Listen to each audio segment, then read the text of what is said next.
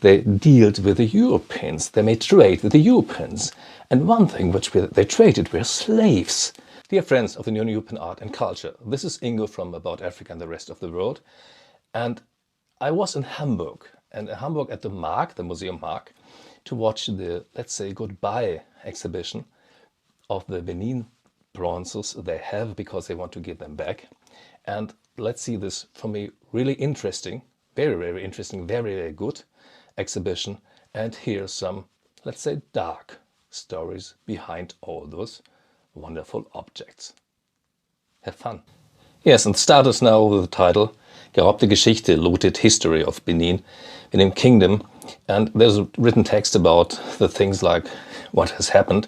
And here I can guess this is the Ober, this is a plaque of the Ober, in this exhibition, which is really fantastic. I think it's a very good one. You can see a lot of objects. You can see the objects in real life, not without, in real life. You can see when they're behind glass, then it's a glass which is not reflecting so much. So it's really very well done here in Hamburg and the Markk. And here's some of those famous plaques, bronze plaques. And here, this is for sacrifice, for ritual sacrifice. And you know, the work of these artists in the Kingdom of Benin, they really have been fantastic. It was really fantastic. And yes, this is some kind of a goodbye exhibition, because the Hamburg is planning, the museum of the Markk, the museum in Hamburg is planning to restitute all their objects. If, of course, Benin and if Nigeria, the Kingdom of Benin and Nigeria, want to have them back. And here, really, this is behind the glass, but nearly not reflecting. And sometimes I'm sorry that my camera movements are not so smooth this time, because I did it without my gimbal. I filmed it without my gimbal, just from the hands, but I think it worked very well. But the point of it is, for me, that these are not only great objects, but you can tell stories about these objects, and you can at least tell 4 blood stories about these objects. And what do you mean with that? Blood story 1 is the real, the famous one. This is from the punitive expedition of the English. The Englishmen did this 1897 together with some African troops. They went, they went to Benin Kingdom. They had a war against the Benin and his troops. They killed a lot of Africans. After this, the palace and some parts of the village, of the city, burned, and they found those objects. And they looted them. They looted them, and yes, and this were sold in the world by some auction houses. And Hamburg has some, London has some, Berlin, and so on and so on. But this is only the first blood story behind, this killing of Africans by British troops and the helping troops, which were sometimes people from near the Benin Kingdom. But there's a second blood story. It's called punitive expedition. Why punitive expedition?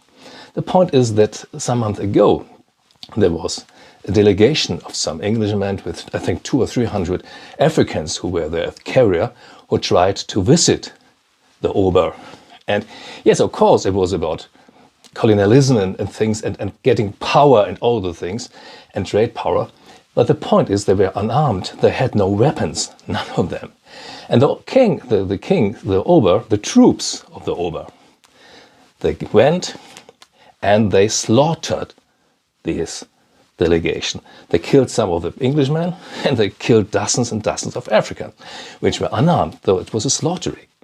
And this is, here, the fantastic 2 commemorative heads. This is, wow, really great. And no, they killed these unweaponed Africans. And this is the second blood story. And the point is that this is called, in England, it was called the Benin Massacre, not because of the Africans who were killed, but of course because of the British one. This is a trophy head. In the early times, if there were a strong enemy, they took his head, and after his head, they made a trophy head. So it looks very nice, but it was from a dead man. That was the story number 3, the blood story number 3 behind. This is a fortune teller bird. That the Kingdom of Benin was very, very rich. Why? Because they made deals, they dealt with the Europeans, they made trade with the Europeans. And one thing which they traded were slaves. They gave slaves to the Europeans. You know, the Europeans, for example, the Portuguese, they were just at the harbor. They did not want to go in because, inner Africa was dangerous. So they got goods for slaves. And so there was thousands and thousands and thousands Africans went to slavery because of the kingdom of Benin. They did this for centuries, really for centuries. So this is the bloodstone number 3. They were rich, they were wealthy, and one point because they were so rich and they have been really a colonialistic, regional colonialistic power there. And they are so rich because they took slaves and gave them to the Europeans. That's once again a great head. So who is better, the one who's making slave and selling them, or the one who's buying them, or the one who's using them? I think all are very bad points. And what is the story number 4 behind it, the blood story number 4? You know, they exchanged slaves, but what did they get? For example, but let's see, this is such a fantastic object. This is an oboe, yeah, fantastic. And what did they get? They give them slaves to the Europeans, and they get, for example, brass, they get copper. They get the material with which they did those fantastic objects. So that means that what you see here, for example, with this fantastic stuff, the point is that the material was exchanged. They get the material, and there's the blood on the material because they got it for slaves. So we have 4 really blood stories behind these objects there. Here's one of the guns, such a trophy head, where they killed their enemies.